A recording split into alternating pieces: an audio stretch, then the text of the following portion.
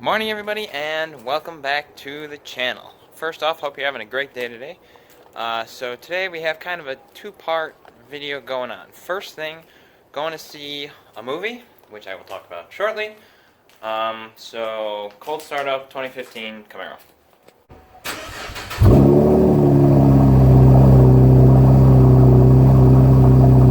Alright, so we're here, theater. I talk more, but I'm late, so I'll see you guys after. And just like that, the movie is over. Unfortunately, for me, it was a really good movie. So what I'm going to do right now, actually, is before I leave, I'm going to give you guys a quick 2-minute rundown of the last 4 movies I saw, which are actually very close to each other. Way too many movies to see this close to each other, but they're all very good. 2 minutes, so here we go. And then Star Wars The Rise of Skywalker, and then just now 21 Bridges.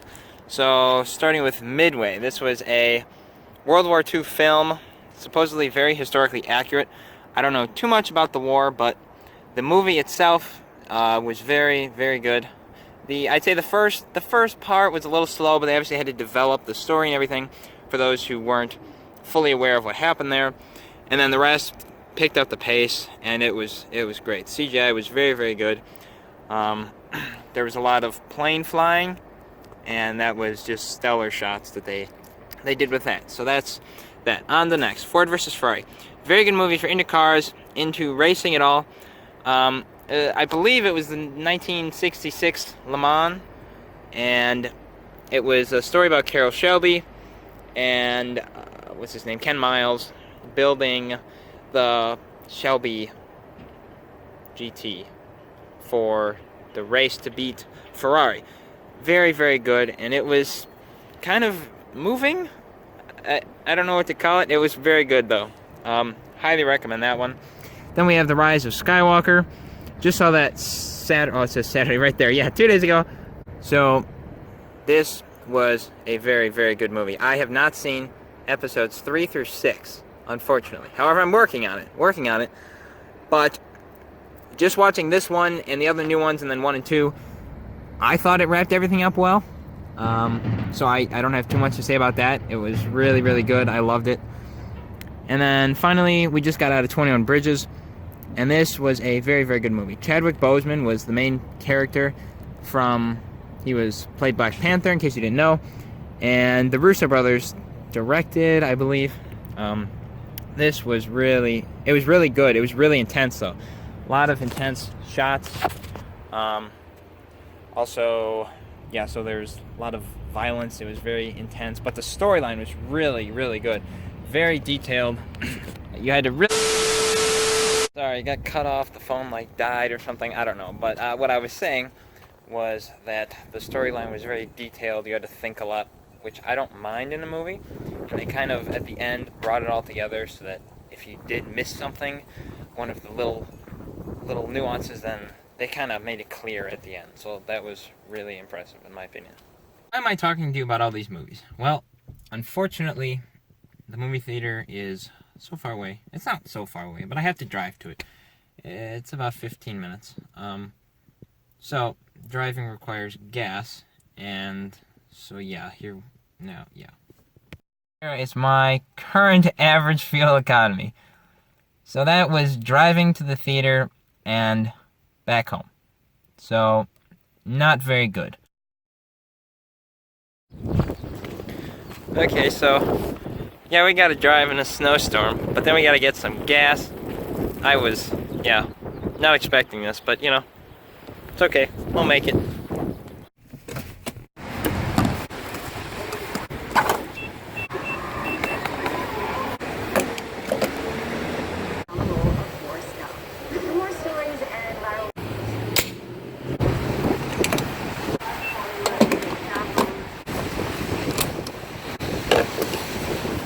So yeah, gas fill-ups, not the funnest, not too awful. I mean, what was it, 40.64?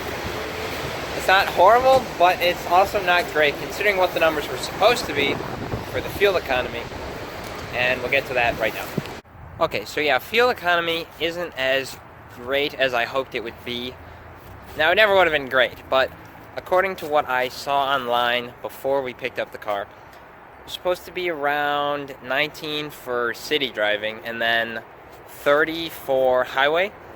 So I don't want to say that's a total lie, because if you like restart the average fuel economy gauge, like if you're driving on the freeway, you get like 33 miles to the gallon. But combining it with all of the stopping and going and necessary accelerations under bridges that may occur, then you definitely don't get, you barely get 19 in the city. So it's a little disappointing. But so to combat this, I'm going to quickly talk to you guys about 2 different apps that I have found that help make this whole situation a little better by helping you find the cheapest gas prices near you, so that you're not wasting too much money on this gas you didn't expect you to be paying for. So let's take a look at that. Okay, so here's app number 1. It's called Gas Buddy. I found this online looking up, doing some quick Google searches here. So this one essentially uses your location, and or just you can just look on here, and it tells you user reported gas prices. So all these prices that you see, you can zoom in and get a heck of a lot more. But if you're just looking like at a big area, all these prices are user reported. So if somebody goes to the gas station, they see the price, they put it in, and then they get like points on their account. And I'm not exactly sure what these points get you. I've done it a few times, but it's very helpful to have, just to see, like, even if you're out of town or something, or you're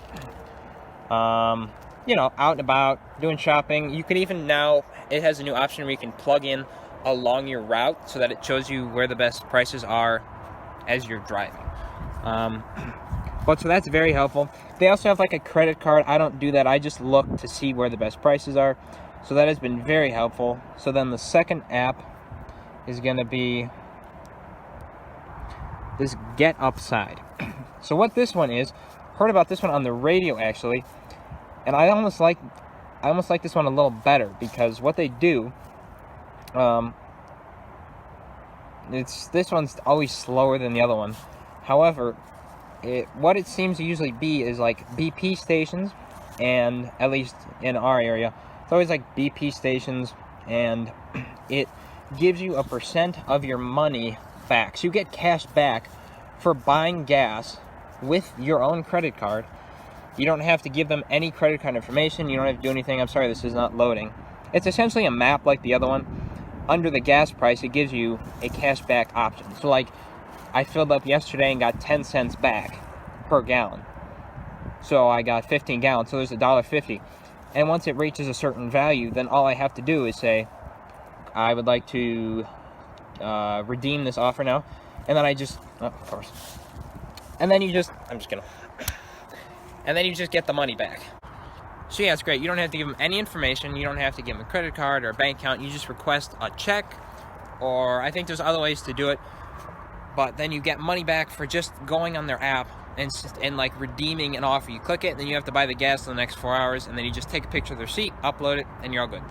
So that's another great app for saving money on gas, especially when you don't get the greatest gas mileage. But even if you have like a hybrid car and you get maybe one fill up every 6 months, it's still nice to get the cheapest gas. So you have to spend the money to spend on other things. So that's my little tip for now, and I hope it helps you guys. I hope you've enjoyed this video. If you did, be sure to smash that subscribe and the like button if you want to keep seeing more content. We've got some good stuff coming up for you. And yeah, I hope you guys enjoyed. See you next time. Peace.